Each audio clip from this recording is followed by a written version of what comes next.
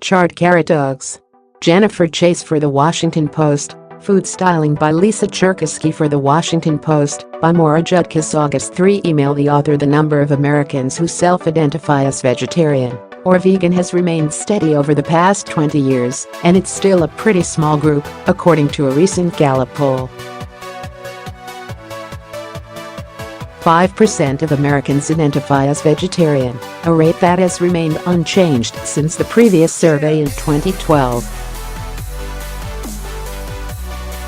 In 1999, when the survey was first taken, as well as in 2001, 6% of Americans identified as vegetarian. Rates of veganism have followed a similar trajectory. This year, 3% of respondents identified as vegan, a slight increase from 2% in 2012. What's remarkable is how little has changed, even as our food culture and habits have evolved over the past 20 years. In 1999, there were no meatless Mondays, no Pinterest, no Food Incorporated, no fast casual salad places, no Goop.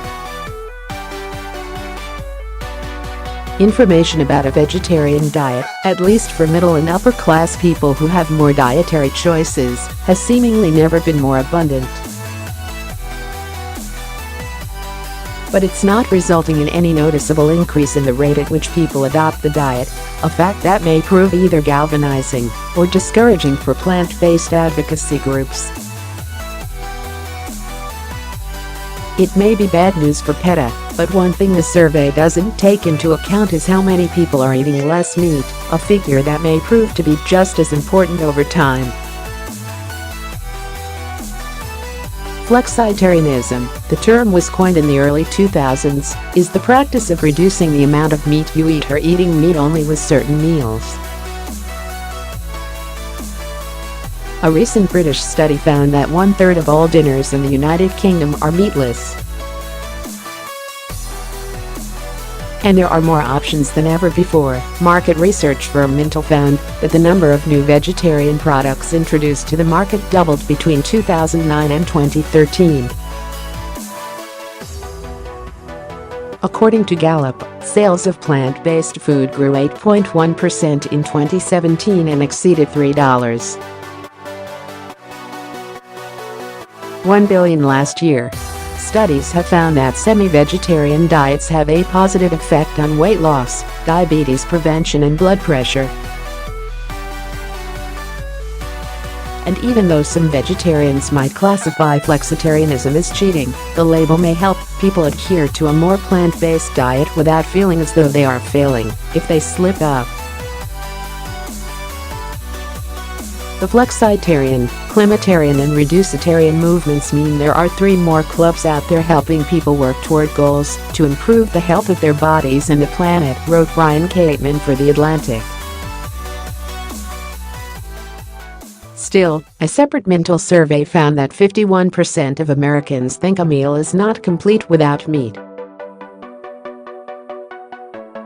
And, given the hostility towards some of the Washington Post's vegetarian recipes, carrot dogs, anyone? That mentality seems difficult to change.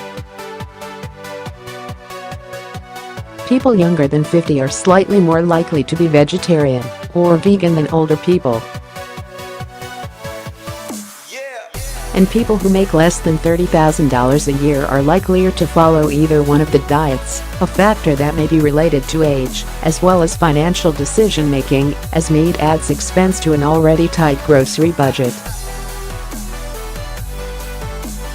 People who make more than $75,000 a year are less likely to self-identify with either diet.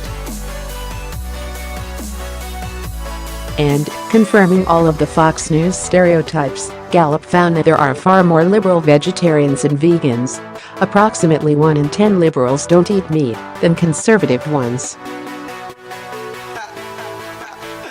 More from Food, Trump shows he's clueless about groceries. Like so many politicians before him, a customer couldn't find any ginger in Canada Dry ginger ale, so she's suing Taco Bell's nacho fries versus Dunkin' Donuts donut fries, which one's worth a try?